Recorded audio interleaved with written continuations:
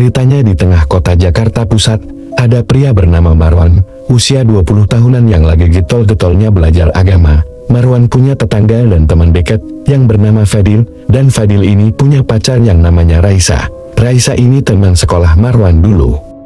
Pas ketemu lagi, mereka cerita-cerita, dan Raisa bilang ke Marwan, "Tahu gak sih Marwan, aku tuh lagi sakit, tapi sakitnya misterius. Kadang-kadang aku sering kesurupan." Raisa sempet nanya ke Marwan, kenal gak sama orang pinter yang kira-kira bisa ngobatin dia.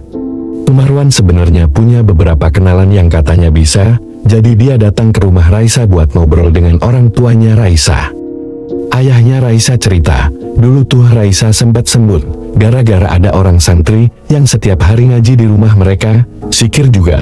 Semenjak itu Raisa berangsur-angsur sembuh, tapi santri ini balik ke rumah karena harus ngurus orang tuanya, dan semenjak santri itu pulang, Raisa balik lagi kampung.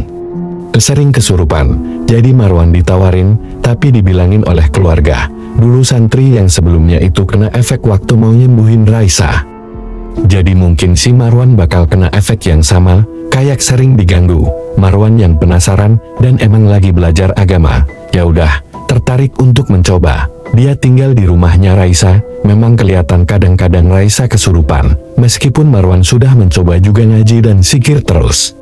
Tetap aja Raisa kesurupan, jadi orang tuanya manggil orang pinter dari Jawa Barat.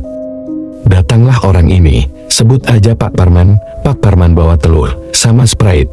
Mulailah semacam ritual pengusiran, tapi menurut Marwan, ini tuh nggak sesuai dengan syariat agama. Masa iya sih ritual pakai telur sama Sprite? Kayak nggak masuk akal aja. Keluarga juga ngerasa aneh, jadi ritual ini dihentikan. Orang pinter ini sempat minta duit sedekah 600.000 buat nama Raisa. Katanya biar Raisa sembuh, tapi duit ini nggak dikasih, karena menurut mereka ya aneh aja.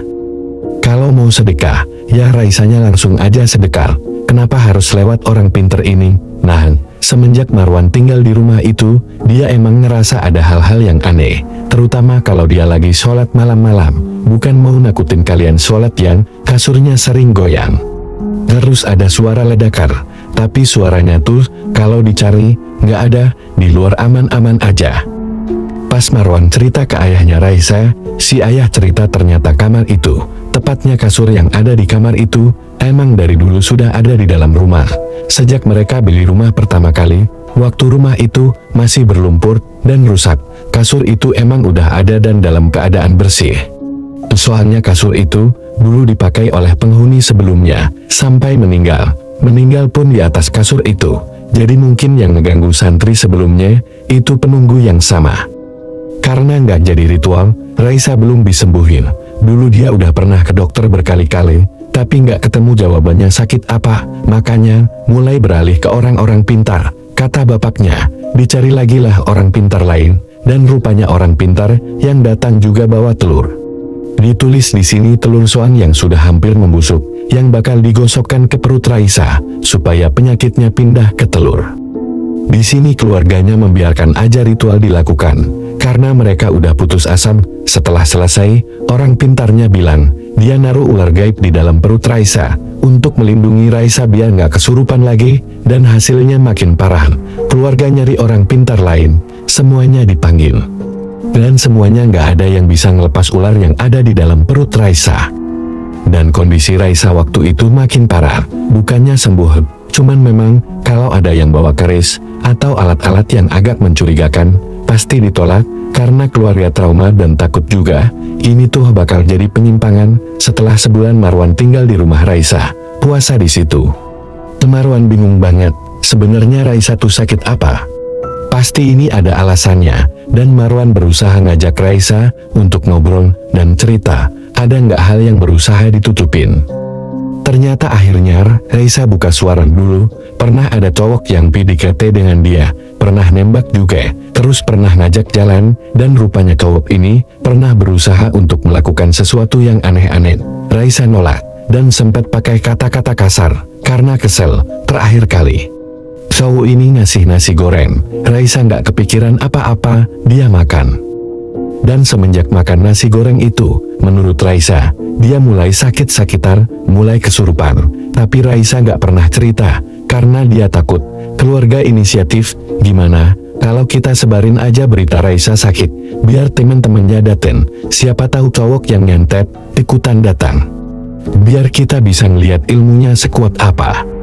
Mulai tuh, satu persatu temen lama Raisa datang ngejenguk, dan akhirnya ada satu cowok yang kelihatan orangnya beda. Kalau menurut salah satu santri, ahli agama yang katanya bisa menyembuhkan hal-hal kayak gini, menurut santri itu, cowok yang nyantet Raisa, auranya kuat banget. Dia nggak berani ngelawan, harus langsung dengan gurunya, tapi gurunya lagi keluar kota, jadi Raisa nggak bisa langsung diobatin.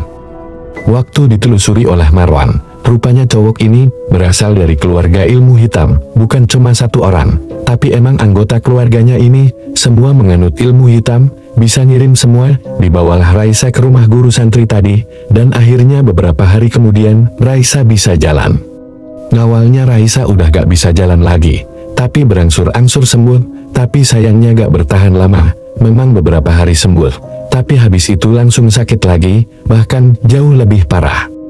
Dan guru yang menyembuhkan tadi keluar kota, jadi Raisa gak bisa disembuhin. Pas banget lagi hari lebaran, sekeluarga cuma bisa ngaji, doa, dan di sini mereka sadar, burung peliharaan mereka semuanya kayak gelisah dan berusaha untuk keluar dari kandang.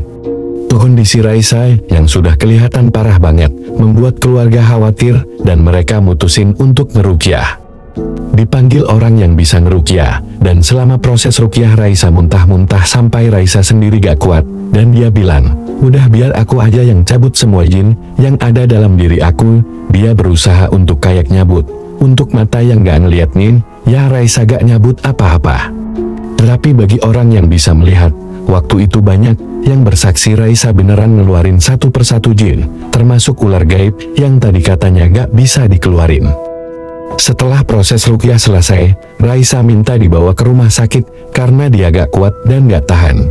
Salah satu orang di ruangan bilang, bahaya ini, biasanya kalau orang disantet meninggalnya habis azan asar, dan beneran kejadian, belum sempat bawa Raisa ke rumah sakit. Setelah azan asar, Raisa meninggal dunia.